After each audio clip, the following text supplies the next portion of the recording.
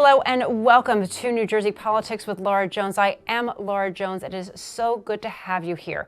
Today, we are talking about gun violence prevention bills at the federal and state level, infrastructure, and of course, the recent Supreme Court ruling effectively ending the constitutional right to abortion.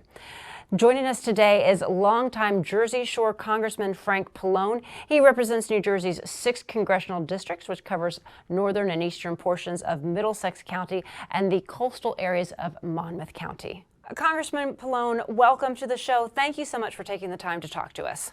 Thank you. All right, well, we're going to start where everybody is starting, as with the recent ruling from the Supreme Court overturning Roe versus Wade. The court ended recognition of a constitutional right to abortion, giving individual states the power to allow, limit, or ban the practice altogether. First, just your reaction to the ruling. Well, I mean, it's horrible because this was a constitutional right that has been taken away. And I don't think there's any time in the history of the country where a constitutional right that was declared by the Supreme Court was taken away by a subsequent court. And it's the consequence, of course, are dire because already many states, many of the red states have already instituted abortion bans. And, you know, I'm old enough to remember when states did ban abortion, and it was a terrible situation with backroom abortions and women dying and all kinds of negative consequences. Plus, the decision opens up the idea that the right of privacy may not exist for other purposes or any purposes, whether it be same-sex marriage or your health records or whatever. Congressman, I want to talk about those unintended consequences, about the privacy issues. First, Yes. though, abortion, so it is now a state right issue. So elected officials can pass laws limiting or banning abortion or opening it up. So what, in essence, is wrong with abortion being a state right, in your opinion? Well, because not only abortion, if there's no constitutional right to privacy, which is the basis for so many privacy decisions, not only with regard to abortion, but so many other things, right? Same-sex marriage, contraceptives, your health records, your financial records, whatever. Well, Then, and I think people, go ahead. then the states can, you know, basically prohibit all those things. In other words, they could say you don't have any right to privacy in the state of Alabama on any of these things. And the consequences is not one country. And you know, what does that mean then? If if a woman wants to have an abortion, she's got to go from Alabama to New Jersey, or does that mean that people decide, well, I'm not going to stay in certain states because my privacy isn't protected for other things? I mean, this was a federal constitutional right for the whole nation. I don't think that those should be, people should be shopping around, or states should be, deciding whether or not a personal right is guaranteed depending on what state you live in. I mean, it creates a terrible situation for individuals who thought that this was something that was guaranteed by the United States, not by individual states. A lot of people never thought they would see this overturned, and there are a lot of people very happy about this. This is, you know, it reflects not only what they think was constitutionally right, but it reflects their moral values as well.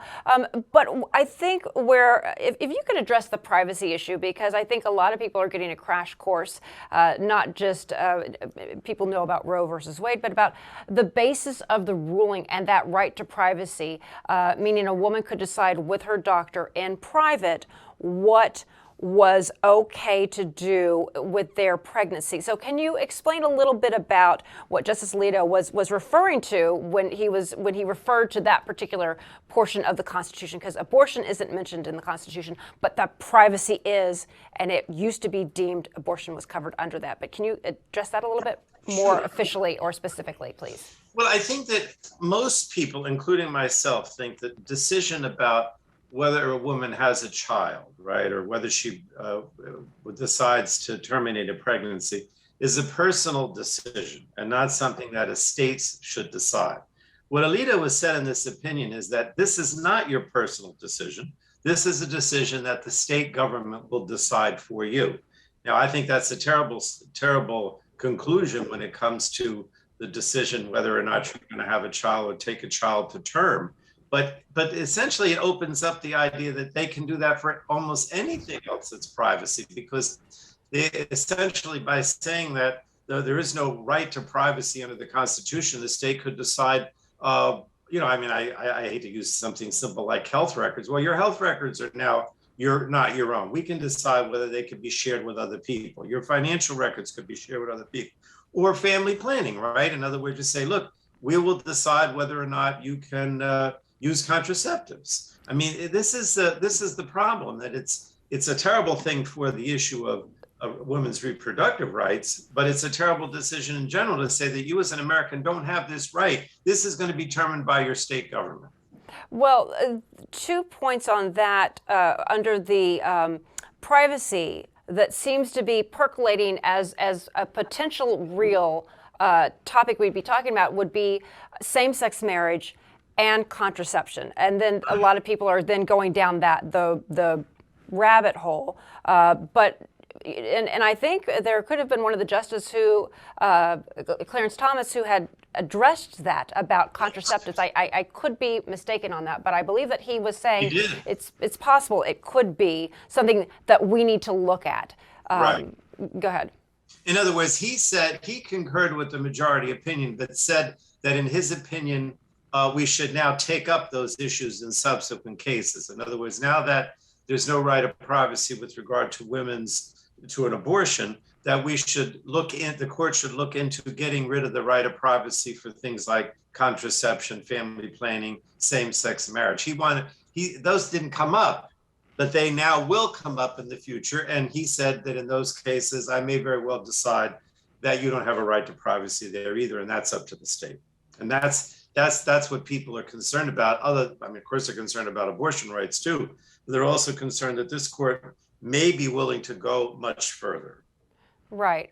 Well, and again, it's those unintended consequences of what could happen. Do you think that what about a fetus's right? And do you think that there is a possible move to have a fetus rights bill that would protect an unborn child? I've heard, that kind of percolating around that those, a fetus rights bill, that this might be an alternative that members of Congress can take up.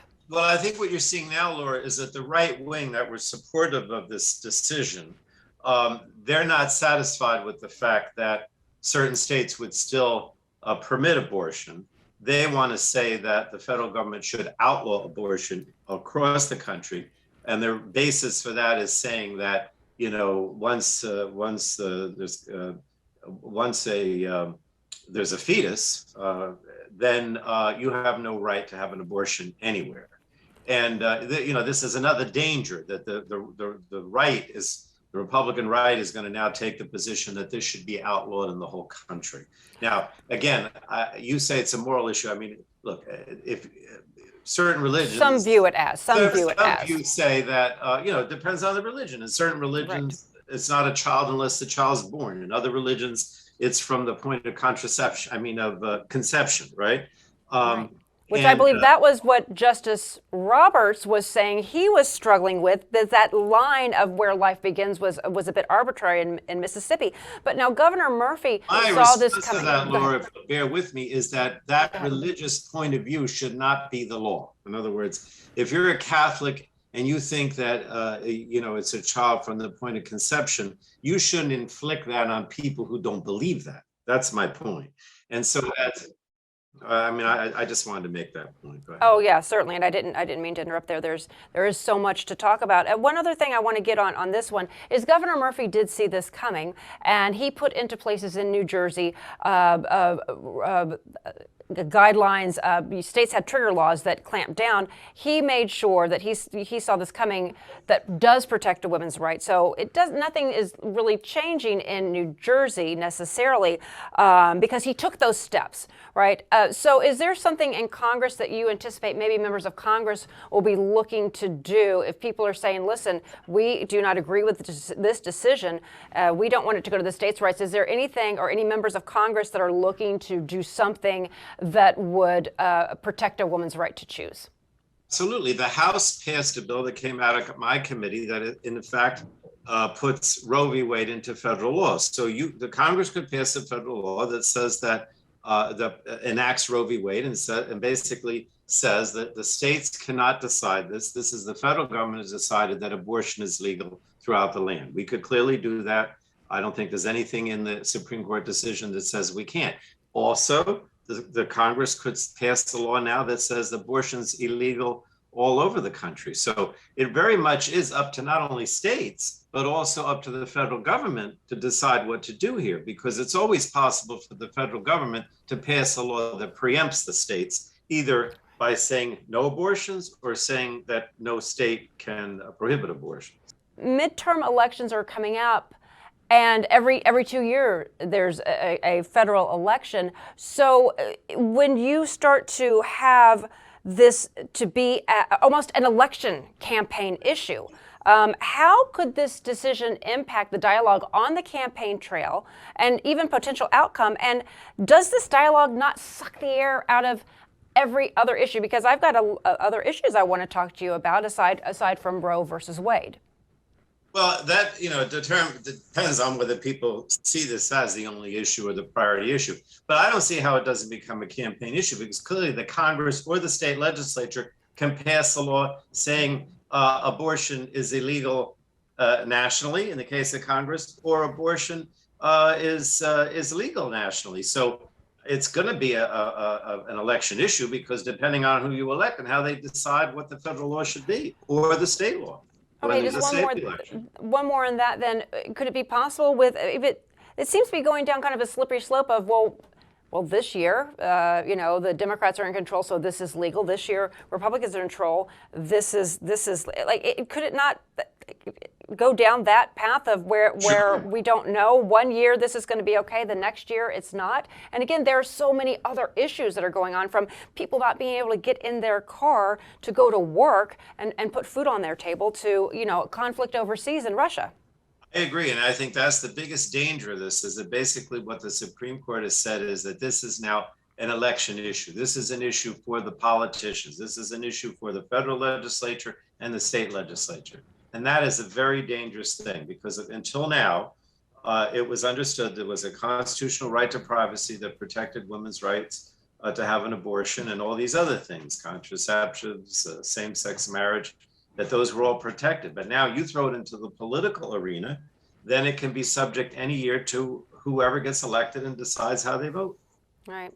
Well, as I mentioned, there are other issues to discuss, and you are a very busy person in Washington, D.C. I want to switch gears to some of the other initiatives, other things that you're working on, and particularly when it comes to mental health.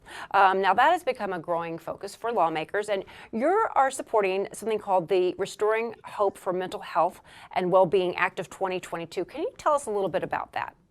Well, this is a bill that I sponsored that came out of my Energy and Commerce Committee that I chair, and it's basically a response to the COVID crisis. In other words, during the COVID crisis, we know that situations where people are having mental health problems or problems with substance use disorders, opiates and others, really climbed to the point that there was a crisis, and it was particularly a problem amongst teenagers and young people, right? So we're trying with this bill that passed the House to address some of that, to have more treatment, to have more prevention in terms of mental health, and also with substance use disorders. So, for example, one of the things is that allows doctors to use a bupe, which is something that's used in the case of someone having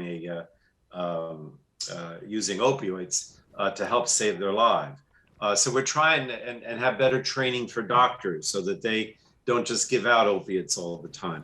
There's a number of initiatives in this that are trying to improve the situation with both mental health and substance use disorders in the aftermath of the COVID crisis. Well, and we're really seeing it in young people, and the number of young people who are self-harming, the number of young people who are trying to take their lives because they lost that structure of having eyes on them in the schools. And I suspect, or I'll ask you, what do you think? I mean, we still may be dealing with this for many years, because you also have people who lost milestones in their life. That class of 2020 has moved on, but They didn't get to have their prom. They didn't get to have that, cap and gown photo. And those are milestones that many people consider rites of passage and could, be really impact long term. Missing out on those. And Laura, you started by talking about suicide, and suicide prevention is a real necessity, particularly for young people. We, as of July 1st, which is the end of this week, we have this new national hotline, 988 hotline. So people can call that if they're thinking they might commit suicide. And so this bill also has a lot more help for dealing with that hotline and trying to deal with prevention, particularly for young people. It's a real problem because, as you say, people went 2 years with, where you might have been a sophomore and you already graduated by the time COVID, and it's not over either, as you know. Right. You can't even say COVID is over because it's not. All right, well, let's switch gears now. Let's talk about infrastructure. So many of the people who you represent here in New Jersey, they are commuters, and they are talking about, access to public transportation. Like, you go anywhere around the world, man, you can go from country to country quickly. But getting to work for many living in New Jersey, going New Jersey into New York City, there are issues. And now I understand there's a plan in Carteret to run a ferry from Central Jersey to downtown Manhattan. So what can you tell us about that? Well, this is an example of a type of infrastructure project that tries to get people out of cars and makes the commute quicker, from New Jersey ports to Manhattan. And we had, I just announced, I think, a $6 million for their terminal. They're one of the towns along in my district that have ferry, that want to start ferry service. We already have it from some of them. But a lot of this infrastructure money will be for mass transit. So a lot of it's going to go for the new Gateway Tunnel, right, which we need. And some of it's for highway construction as well. But in New Jersey, a good portion of it will be for mass transit because, we're so densely populated. We want to get people out of cars and not be so dependent on, we've got the climate situation, and we want people not to be using as many cars and move towards electric vehicles, that type of thing. But it also deals, Laura, with things like Superfund and brownfield sites, getting lead out of drinking water pipes, upgrading sewage treatment plants. So it's not just transportation. Right. Well, and can you talk just a little bit about that transportation, the impact that it does have on the environment? Because you represent the shore area, and it's near and dear to a lot of people's issue, near and dear to a lot of people's hearts, but especially for those who you represent. Well, I think I've always preferred myself, if I can, to take the train, right? But we need part of the problem that we have with our transit system is that we need a new tunnel to get in and out of New York, right? So that's the Gateway, for example. The ferry is another way of getting people out of the cars and having more ports where you can use the ferry. And probably if there's more ports, then maybe the price will come down too. There'll be more competition. Right. You recently secured $26 million to dredge Shrewsbury and is it the Navesink River? Am I pronouncing that right? Rivers. Okay. All right. So that's about 14 miles from Sandy Hook to Long Branch. So what does this do, and who's impacted and helped by this? Well, as you know, at the shore, this affects towns like Red Bank, Navesink, Middletown, Long Branch, all the towns that are along the two rivers. It hasn't been dredged for a long time. So we have a lot of recreational boats and they get moored and they can't, use them. So it's a big economic push to have the dredging take place because, then the boaters can go up and down the channels and more people can take advantage of recreational boating. So it helps the economy and it's a big factor for the Jersey Shore. Right. And you also had money in Atlantic Highlands for bulkhead repair, easy for me to say. So what exactly is that going to do with the money and how is that going to be helping the area? Well, I think what you're pointing out, Laura, is that a lot of our infrastructure throughout the state are old and hasn't been maintained. So whether or not it's a lead pipe or in this case, a bulkhead at Atlantic Highlands, we really have neglected the infrastructure. And that has negative consequences for people's ability to go to work, to enjoy themselves in the summer or the winter.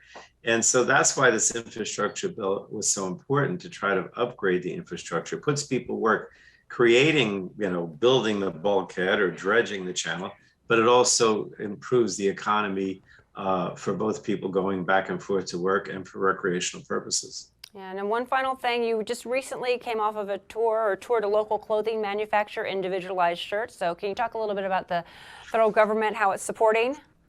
Well, Local business? that was another response to COVID. You know, during COVID, a lot of businesses really suffered. So in Perth Amboy, we have a shirt manufacturer, customized shirts. You know, most of the textile and clothing manufacturers have left the country, but this one managed to survive because it's called Individualized Shirts, and they literally make custom shirts, right? You know, the way they have people that fit you and put in the orders for, and it's not just when I saw the name of the business, also women. Individualized Shirts, I was like, wait, is that what they do, or that is the name of the business, That's Individualized the Shirts? name of the business. It's the but name and that's- what they do. That's brilliant that's also marketing. what they do. So we went there because we helped get funding during the COVID crisis to help them out so they wouldn't have to close. And now they're using some of the money to come up with innovations in technology so they can continue to operate and maybe even expand their operation. And I just was thrilled to go there because I think most people think that most clothing manufacturers have, you know, left long ago for China and other places. The reality is there are still some, and we want to make sure that they thrive.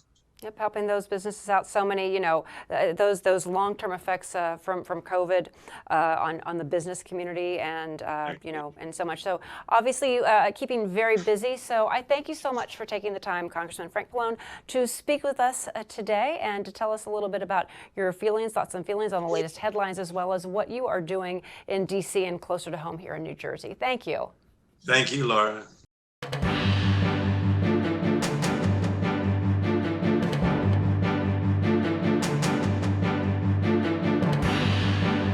Last week, the Supreme Court struck down a New York gun law enacted more than a century ago that placed restrictions on carrying a concealed handgun outside the home.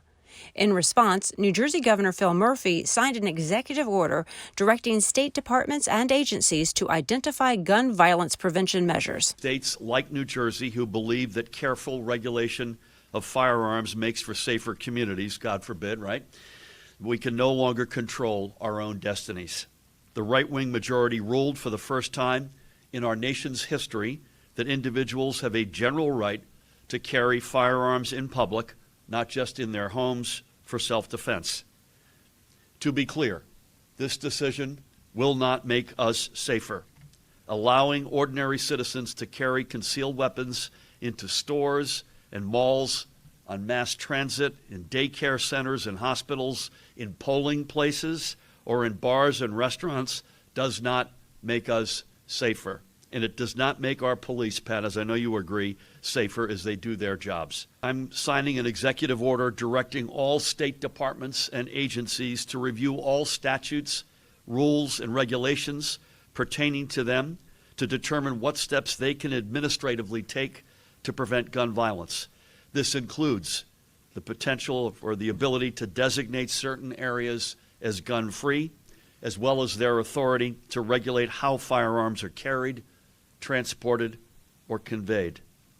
Further, while the Supreme Court may have dispensed with common sense, it did affirm the long-standing rules that have prohibited the carrying of firearms in certain sensitive locations such as schools and government buildings. Because New Jersey has had very strict limits on carrying firearms in public until this opinion, we have very few places where the carrying of firearms is prohibited by law. The governor is also asking the state legislature to prohibit firearms in public places such as stadiums, courthouses, hospitals, and train stations.